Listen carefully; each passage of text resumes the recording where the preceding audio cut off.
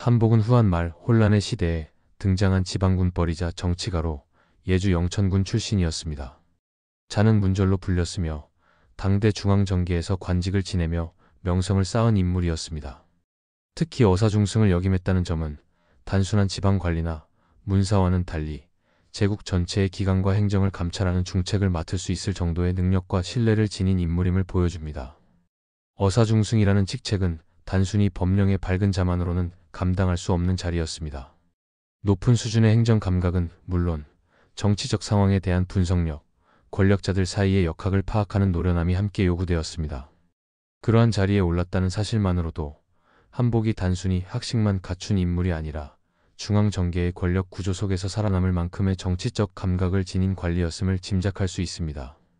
한복은 명확한 무공이 기록된 인물은 아니었지만 말로 전국을 움직이고 계산으로 생존을 도모하는 전형적인 문관 출신의 정치가였습니다.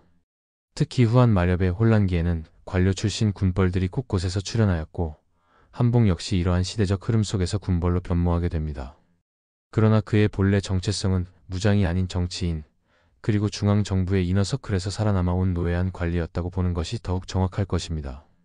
이처럼 한복은 지방에서 세력을 일으키기 이전부터 이미 중앙정부에서 일정한 경력을 쌓았던 인물로 훗날 하북기주에서의 행보 역시 단순한 무인이나 반란자가 아닌 권력자 간의 대립 속에서 살아남기 위한 정치 생존자의 길이었습니다. 그가 보여준 일련의 행위들에는 당대 관료 출신들이 지닌 정치적 회색성과 양면성이 고스란히 드러나 있습니다. 후한 말 조정은 동탁의 전횡으로 인해 극심한 혼란에 빠져 있었습니다. 이 와중에 원소는 정권의 핵심인 동탁에게 반기를 들고 낙양에서 도망쳐 발해군의 몸을 숨깁니다. 당시 동탁은 원소의 정치적 능력과 명망을 경계하고 있었으며 그를 견제할 방안을 고심하던 끝에 한복을 기주목으로 임명합니다. 이는 단순한 지방관 임명이 아니라 원소의 동향을 감시하고 그 세력 확대를 차단하려는 의도가 담긴 전략적 인사였습니다. 기주는 당시 하북 지역의 핵심 거점이었으며 정치적 영향력과 군사적 자원이 풍부한 요충지였습니다. 한복이 그 지역을 다스리는 목으로 부임한 것은 분명 중책이었지만 동시에 그 자리는 원소라는 위험한 인물을 억제하는 위험한 과업이기도 했습니다. 동탁은 한복이 중앙관료 출신이라는 점과 명문 원소에 비해 상대적으로 정치적 독립성이 약하다는 점을 이용하려 했습니다. 다시 말해 한복을 통해 기주를 원소의 소나기에서 떼어내고 자신의 영향권 안에 두려는 계획이었습니다. 이러한 배경 속에서 한복은 기주로 파견되었고 임지에 도착한 뒤 원소의 움직임을 면밀히 감시하기 시작했습니다. 그는 발해에 주둔하고 있는 원소를 견제하기 위해 속관들을 수시로 파견하며 정보를 수집했고 그 감시 강도는 단순한 정찰 수준을 넘어설 정도로 과도했습니다. 이는 원소에게 큰 불쾌감을 안겼으며 양자 간의 신뢰는 처음부터 존재하지 않았습니다. 한복이 이처럼 감시 역할에 충실했던 것은 단순한 충성심 때문만은 아니었습니다. 당시의 정세를 고려했을 때 동탁 정권이 여전히 강력한 군사력을 보유하고 있었고 명령을 거부할 경우 중앙에서 파견된 관료로서의 입지가 흔들릴 수 있었습니다. 또한 한복은 동탁의 후광을 이용해 기주 내에서 자신의 입지를 다지는 데에도 집중하고 있었습니다. 그는 철저히 자신의 생존을 중심에 둔 현실적이고 계산적인 행동을 이어갔습니다. 하지만 문제는 그가 단지 동탁의 명령에 충실하기만 했던 것이 아니라 상황에 따라 자신의 태도를 조절하는 이중적인 태도를 보이기 시작했다는 점입니다. 이는 후에 원소와의 관계, 그리고 반동탁 연합군과의 정치적 갈등으로 이어지며 한복의 인물상을 한층 복잡하게 만드는 핵심 배경이 됩니다. 한복이 기주목으로 부임한 이후 가장 우선시한 일은 원소에 대한 철저한 견제였습니다. 이는 단순한 정치적 감시가 아니라 실질적인 제약과 압박을 동반한 조치였습니다. 그는 발해군에 주둔하던 원소의 움직임을 통제하기 위해 속관들을 지속적으로 파견하였으며 그들의 역할은 단순한 연락관이나 회계관이 아니라 실질적인 감찰자였습니다. 원소는 물론 발해 지역의 관리들조차도 한복의 간섭을 지나치게 심하다고 여겼을 정도였습니다. 당시 동탁은 조정을 장악하고 있었지만 그에 대한 반감은 전국적으로 확산되고 있었습니다. 특히 낙양 인근의 관동 지방에서는 동탁 정권을 반대하는 분위기가 고조되고 있었고 원소는 그 흐름을 타고 새로운 정치 세력의 중심으로 떠오르고 있었습니다. 이러한 와중에도 한복은 공식적으로는 동탁의 임명장을 받은 기주목의 자격으로 원소의 군사행동을 제한하고 군량 보급을 차단하는 조치를 취했습니다. 그러나 이 같은 조치는 단순한 행정 차원의 통제가 아니었습니다. 실제로 한복은 동탁과 원소 사이에서 줄을 타는 복잡한 셈법을 수행하고 있었습니다. 표면적으로는 동탁의 명을 따르고 있었지만 내부적으로는 원소의 세력이 커질 경우 그에게 붙을 수 있는 여지를 남겨두고 있었습니다. 그의 속내는 철저히 개인의 생존과 이익에 기반한 것이었습니다. 이러한 한복의 양면적 태도는 곧 주변 세력들에게도 인지되었습니다.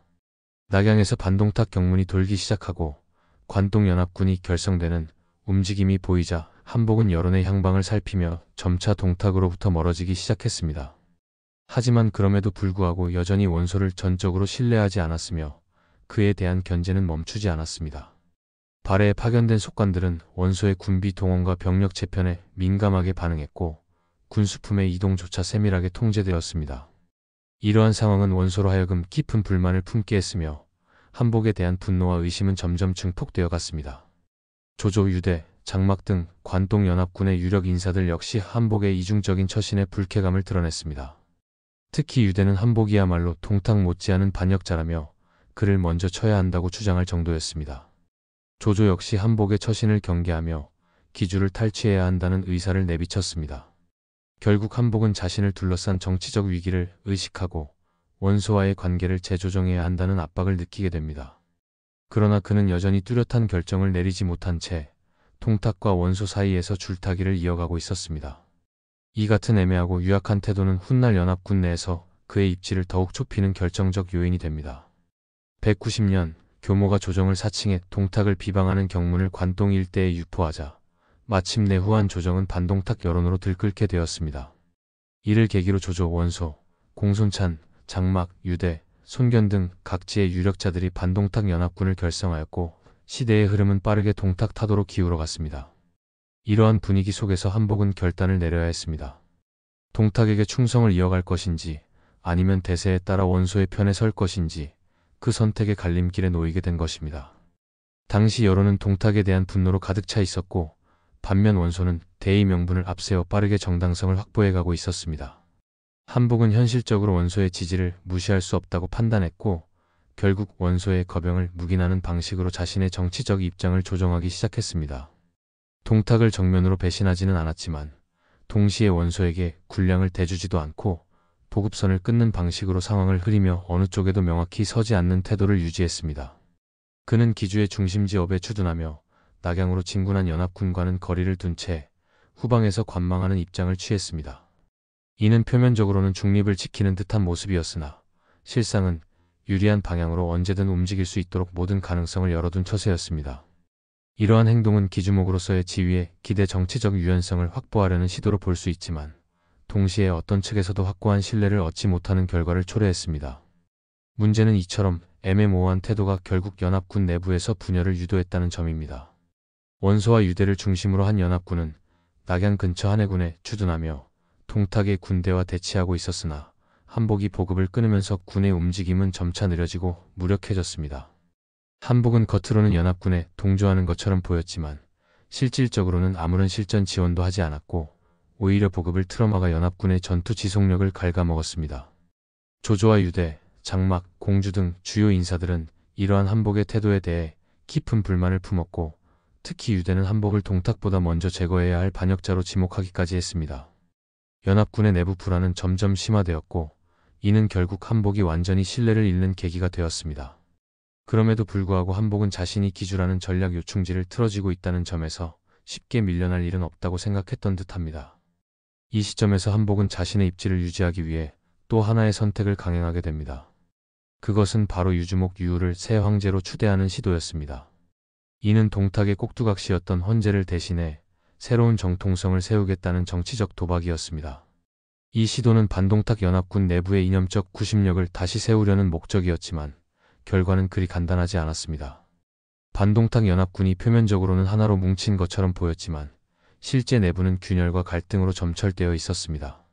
그 중심에는 한복의 모호하고 소극적인 처신이 자리 잡고 있었습니다. 한복은 기주의 풍부한 군량과 병력을 움켜쥐고 있었지만 이를 결코 함부로 제공하지 않았습니다. 그는 원소가 주도하는 연합군의 성장 속도에 경계심을 느꼈고 보급을 차단하는 방식으로 원소의 군세 확장을 묵인하지 않겠다는 의지를 간접적으로 드러냈습니다.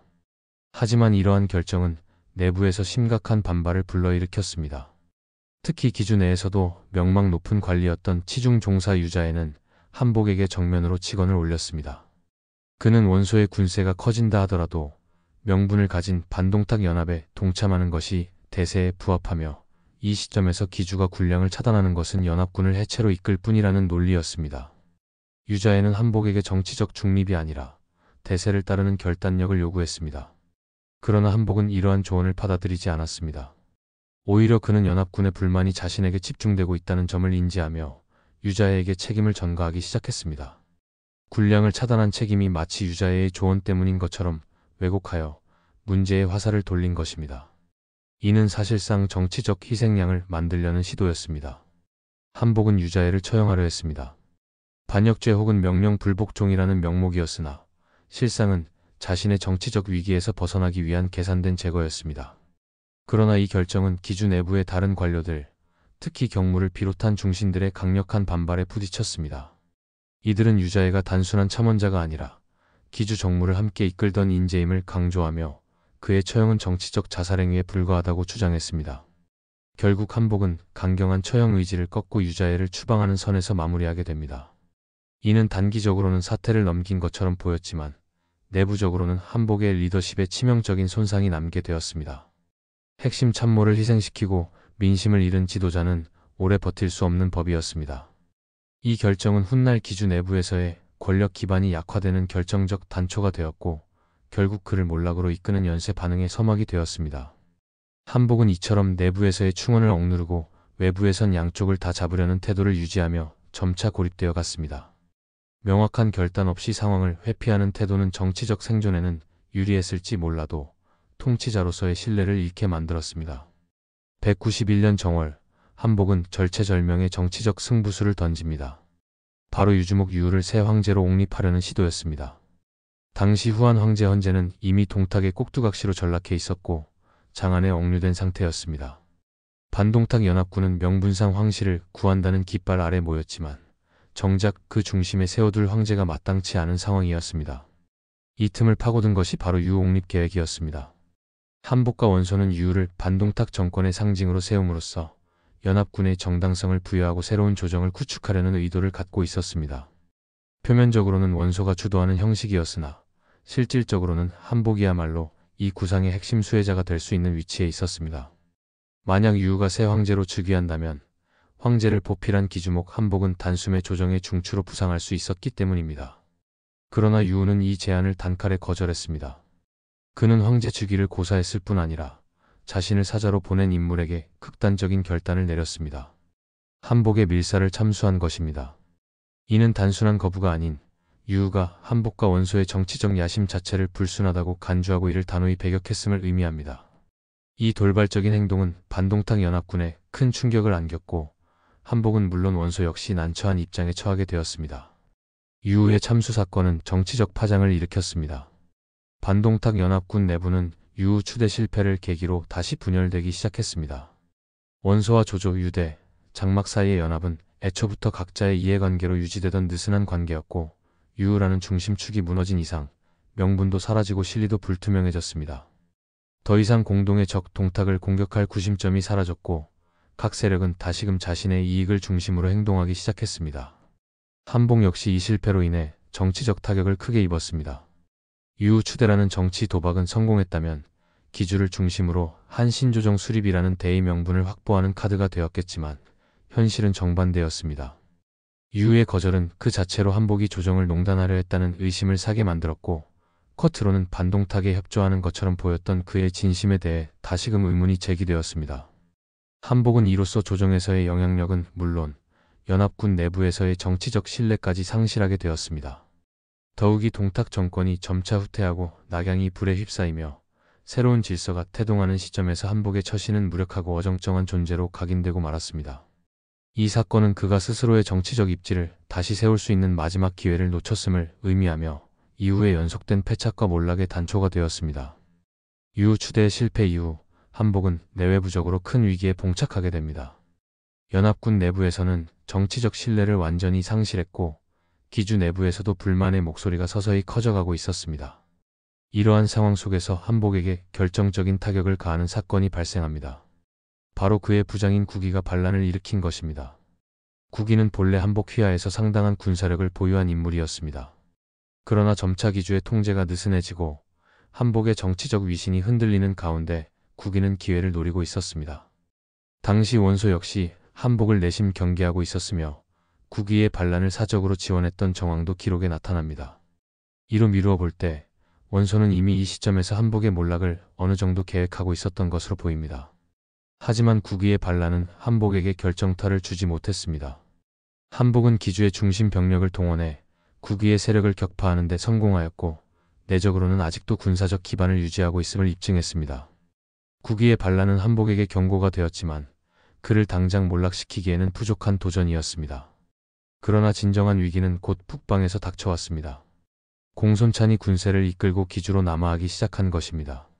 공손찬은 유주 일대를 장악한 북방의 강력한 군벌로 본래 반동탁 연합군의 일원 중 하나였지만 원소와의 갈등으로 독자적인 노선을 걷고 있었습니다. 그는 한복과 원소의 갈등을 틈타 기주를 공략함으로써 하북 전체에 대한 영향력을 확보하려 했습니다. 한복은 공손찬의 침공을 맞아 업에서 출병하여 안평에서 교전했으나 참담한 패배를 당하고 맙니다.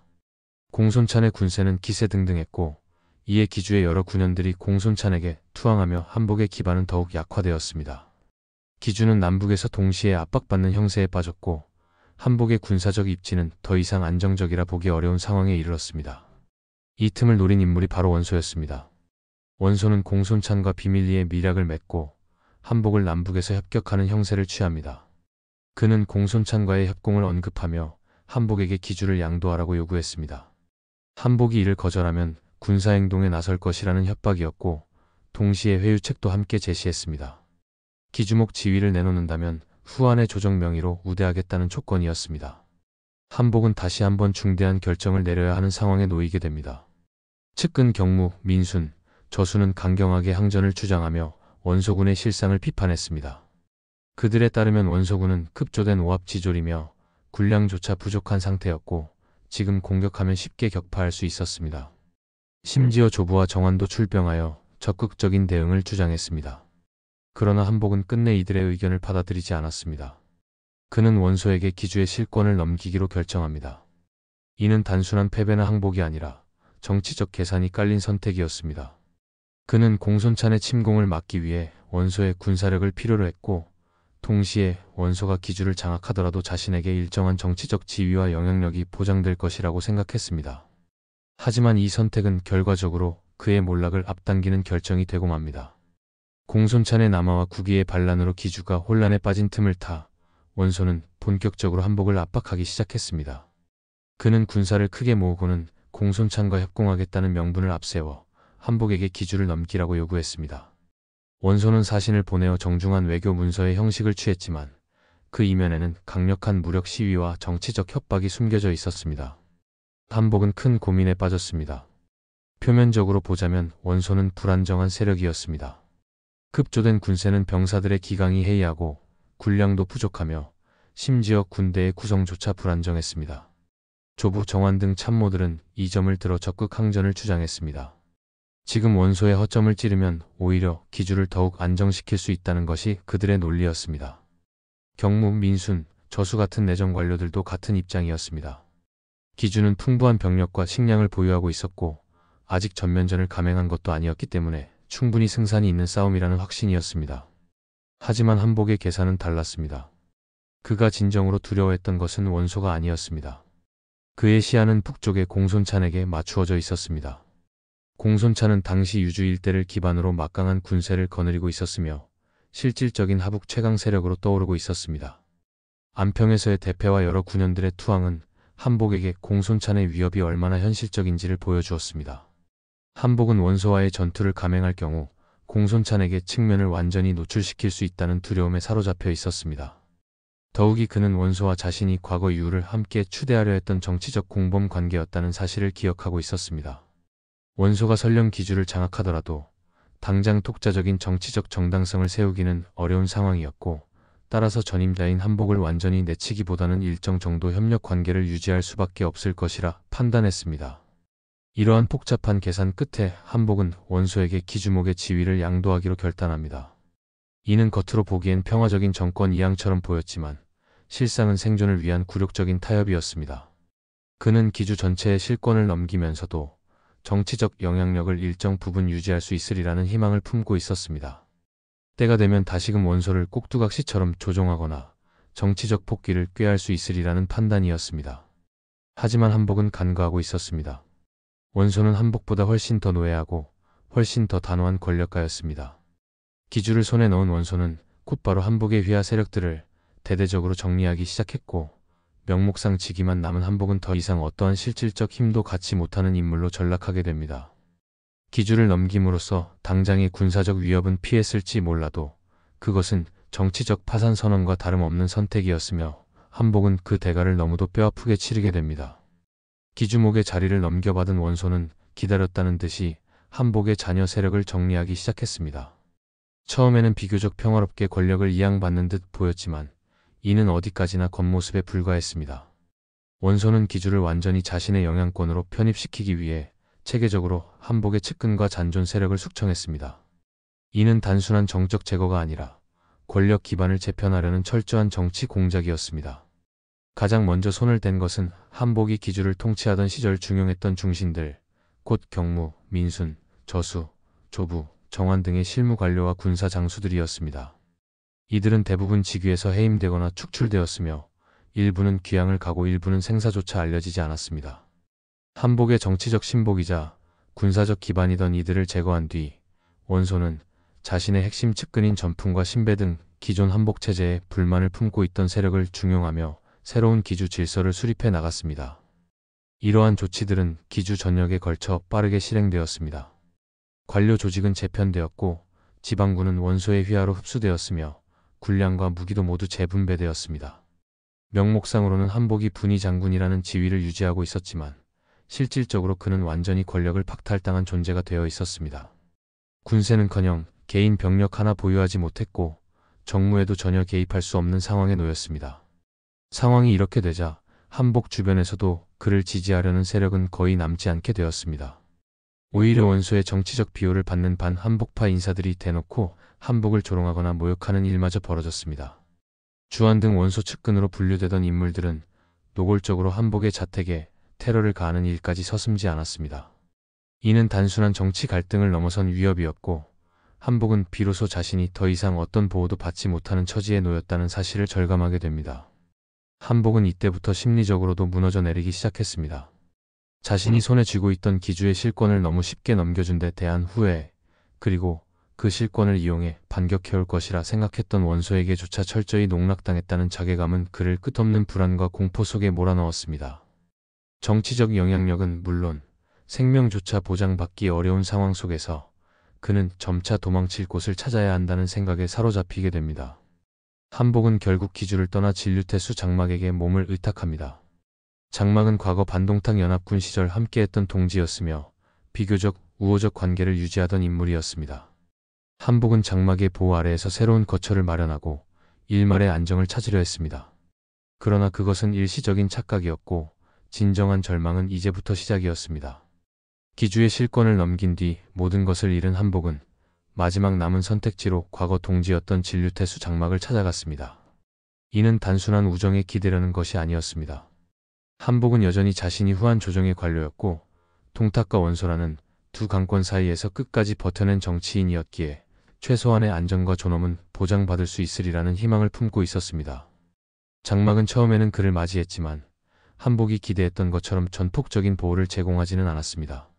장막 또한 정치인이었고 한복을 감싸는 일로 인해 자신에게 돌아올 정치적 부담과 원소와의 관계 악화를 고려하지 않을 수 없었습니다. 더욱이 원소는 한복을 끝까지 놓아두지 않을 생각이었습니다.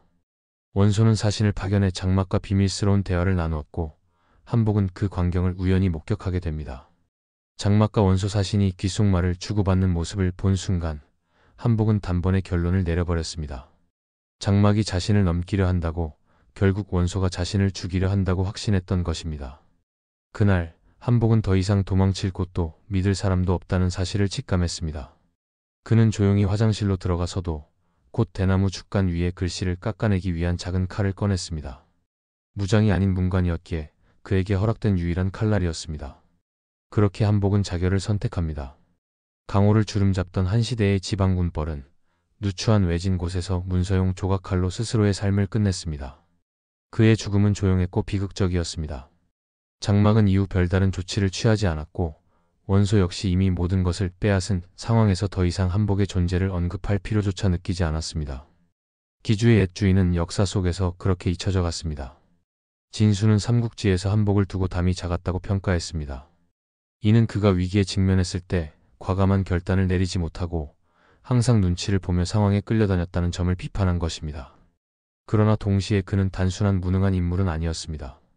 어사중승을 역임했던 그의 경력은 단지 책상머리 지식만이 아닌 권력의 중심을 경험한 관료였음을 보여줍니다. 동탁이 원소를 견제하기 위해 그를 기주목에 임명한 건 역시 그의 판단력과 정치력에 일정 부분 신뢰가 있었기 때문입니다. 그는 분명 기회주의자였습니다. 그러나 이는 무절제한 욕심이 아니라 생존을 위한 끝없는 계산이었습니다. 무력보다는 정치적 기민함으로 위기를 넘기려 했고 결국 그 정치적 줄타기 속에서 나아가지도 물러서지도 못한 채 무너져 내린 인물이었습니다. 그리하여 한복은 삼국지의 수많은 영웅들 사이에서 가장 인간적인 나약함과 가장 현실적인 선택 속에 무너진 한 관리의 초상으로 남게 되었습니다. 한복은 삼국지의 무수한 인물들 가운데서도 독특한 위치에 놓인 존재입니다. 그는 뛰어난 무장도 아니었고 영웅적인 결단을 보여준 군벌도 아니었습니다. 그러나 후한 말에 혼란 속에서 실질적인 정치 권력을 쥐었던 인물 중 하나였으며 한 시대를 움직일 수도 있었던 결정적인 자리에 있었던 인물이었습니다. 그가 보여준 처신은 오늘날의 시각에서 보면 분명 소심하고 기회주의적으로 비칠 수 있습니다. 명확한 대의보다는 이익과 생존을 우선했고 판단은 언제나 조심스러웠으며 어느 한쪽에 과감히 서기보다는 양쪽 사이에서 가능성을 저울질하는 데에 익숙했습니다. 그로 인해 연합군 내부에서는 배신자라는 비난을 받았고 원소에게는 결국 철저히 이용당한 뒤 버려졌습니다. 그러나 과연 한복이 단순히 무능하고 우유부단한 자였을까요? 그렇지는 않습니다. 그는 어사중승이라는 조정의 감찰관 자리에까지 오른 정통 관료였으며 기주목으로 부임한 뒤 몇 년 동안은 비교적 안정적인 통치를 유지했던 관리였습니다. 동탁과 원소 사이 그리고 공손찬이라는 무력 강대국 사이에서 살아남기 위해 수많은 계산을 거듭했고 한때는 황제 추대를 통해 전국을 주도하려는 시도까지 감행했습니다. 그의 실패는 개인의 담력이 작았기 때문만은 아닙니다. 급변하는 시대 속에서 정치적 명분과 군사적 실력, 민심과 지지 기반을 모두 갖춘 자만이 살아남을 수 있었던 때였습니다. 한복은 이들 중 어느 하나에서도 압도적인 우위를 점하지 못했고 결국 그가 택한 유연함과 눈치 보기에 정치는 극단으로 치닫는 시대의 물살을 버텨내지 못했습니다. 결국 한복은 역사의 무대에서 조용히 퇴장합니다. 대의도 없었고 무력도 없었으며 마지막에는 자결이라는 가장 외로운 방식으로 인생을 마무리했습니다. 그러나 그가 걸어온 길은 단순한 패배자의 궤적이 아니라 어떻게든 살아남기 위해 외줄 위를 걸어야 했던 한 관료 정치인의 초상으로도 읽을 수 있습니다. 진정한 영웅이란 무엇인가를 묻는 삼국지의 서사 속에서 한복은 오히려 영웅이 되지 못한 자의 초상으로 그 시대의 어두운 한 면을 보여주고 있습니다. 어쩌면 그것이야말로 한복이 남긴 가장 현실적인 유산일지도 모릅니다. 영상을 시청해 주셔서 감사합니다. 구독과 좋아요 부탁드립니다.